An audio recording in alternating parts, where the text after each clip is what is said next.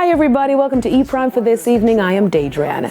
Buja Banton creates history with a sold-out Barclays Center show, his first in Brooklyn, New York after 15 years.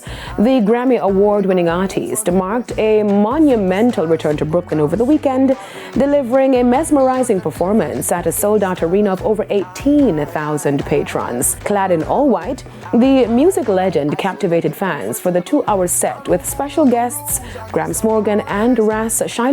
Now, Wayne Wonder added to the magic of the evening, drawing cheers and nostalgia from fans with his hit songs like Searching, Bonafide Love, and No Letting Go. Gramps Morgan, who has been accompanying Buju on the Overcomer tour, shared heartfelt memories of their journey together, spanning over 25 years. The Barclays Center was alive as Buja and Till Shiloh Band wowed the audience with his signature hits and infectious stage presence.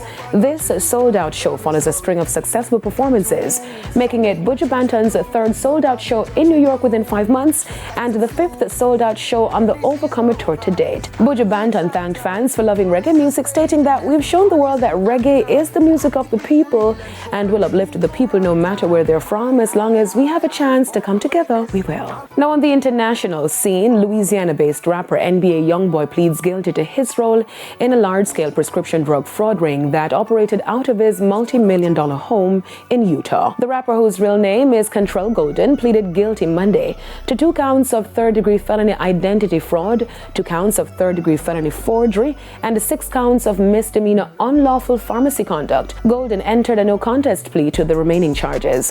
The 25-year-old was originally charged in the Logan District Court with 46 charges related to the alleged crime. As part of a plea deal, he would not serve prison time in Utah.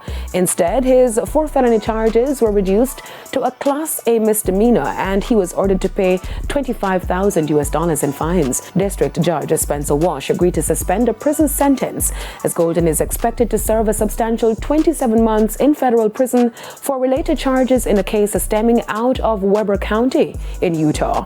Following his release, Golden will then be placed on 5 years of federal supervised probation. Sean Diddy Combs' lawyers claim seizure of writings from cell is outrageous government conduct.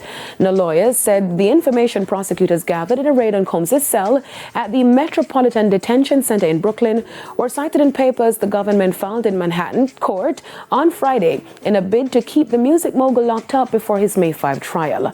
On Monday, prosecutors responded to the claims with a letter to the judge saying that the inspection of Combs' cell was part of a jail-wide safety-related sweep unrelated to Combs or his prosecution. They said the search was planned before Combs was arrested and was properly carried out with an investigator who entered Combs' cell and decided to not examine the envelope labeled legal that was in his cell. That's it for E-Prime this evening. I'm Daedrian. Thank you for watching.